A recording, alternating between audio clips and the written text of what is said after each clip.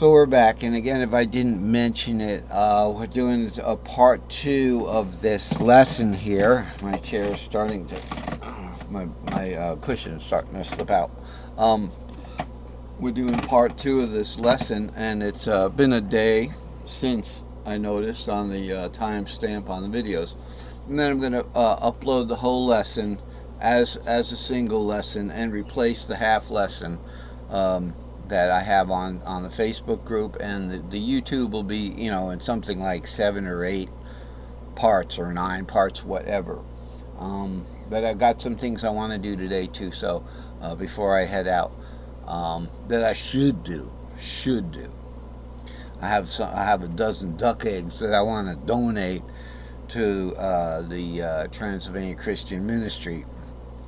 Anyway, and hopefully some good folks will get those that are needy folks. So here we go. We're looking at the fourth now. Now the fourth, how is the fourth different? Well, it's taking on an A shape, and this is easy, folks. If we're on the E shape,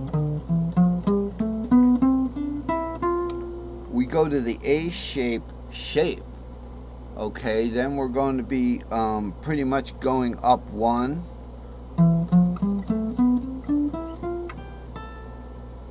something like that. I guess I messed that up, but this is what helped me determine these shape names here, and that is if I've got this for the 1, then this, and this shape is an E shape, then by logic this shape must be an A shape, and indeed it is. I just wasn't in tune with it, sorry. Here's the bottom of your A shape. Here's your regular A shape pentatonic short pattern, finger barred lead pattern.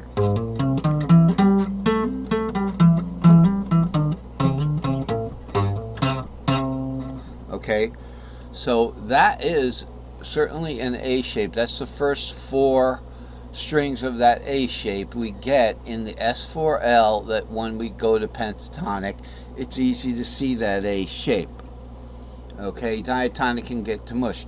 We're not going to play the diatonic of the 4th because that would be doing what? It would be going...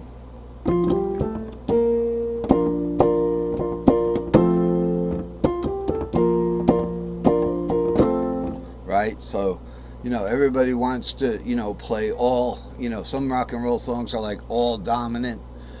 We're not going to do that.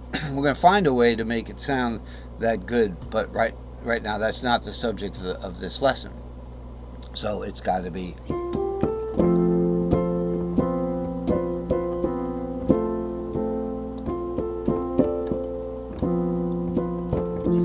I'm sorry, it sounds like something out of Blue Lagoon or something, but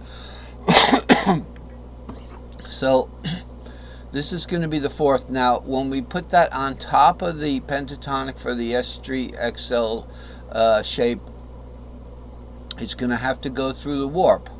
So wherever that happens, that's how the A shape gets played. So starting from, let's see, we were here with the A shape, see? Now, the 4th is going to be D shape, right? See? The A shape, rather. There's our 4th is D, and the 5th is going to be E shape. Just a little heads up on the 5th there. Okay, so let's do that. Pentatonic is going to be 5, 6, root 2, 4, 5, 6. Notice this is different shaped. Okay, it's kind of a backwards 7. And then we go into the, I guess we would call it an A-shaped pattern. Notice the E string shape's still on the bottom, but the root and the second of the Ionian, the root and the second is the 5/6 for the fourth there. So that's why it's A shape, 5/6 root 2 kind of thing, but these are relative. So we're still keeping the original root numbers here. So now we've got that. We've got to play that A shape through the warp. So let's try that again.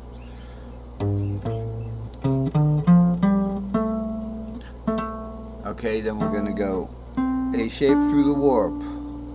So it's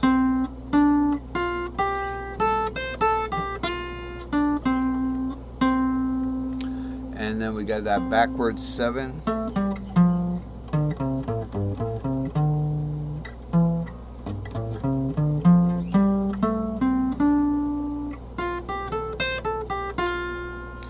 So from A shaped, from a relative D shape rather, we're going to go back to C in the next cage up. All right, so that's why we got a C. That's why our A shaped fourth became a C shape, because we have a C shaped fourth there. D shaped fourth goes to C shaped fourth. Okay, and so looking at the shape of the pattern itself, you could give it a D shape.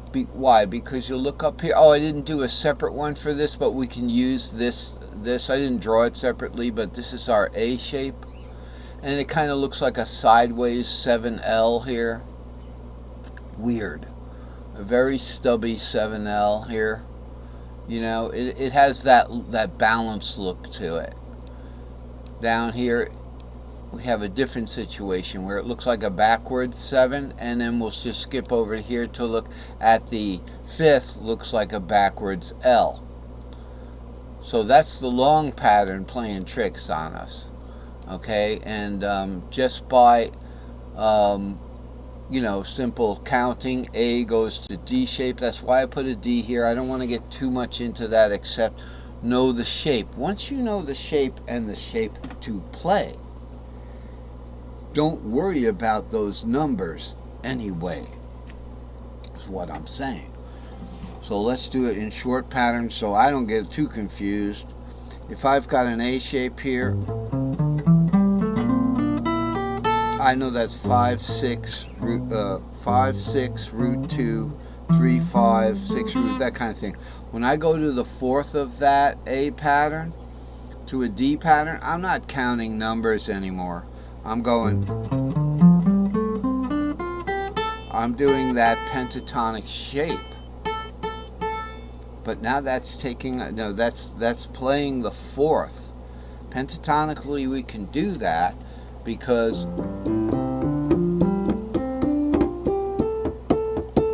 we're not hitting the local fourth or the seventh of that particular mode.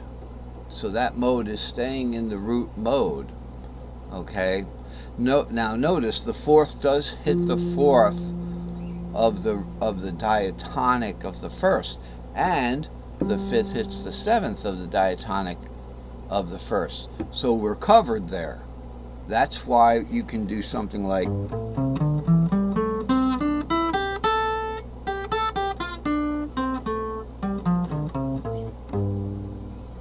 and then when we go to the next shape from D is going to be the E shape. So notice I always played the 3 pentatonics and then said, and then put it together and you get a diatonic off of that A.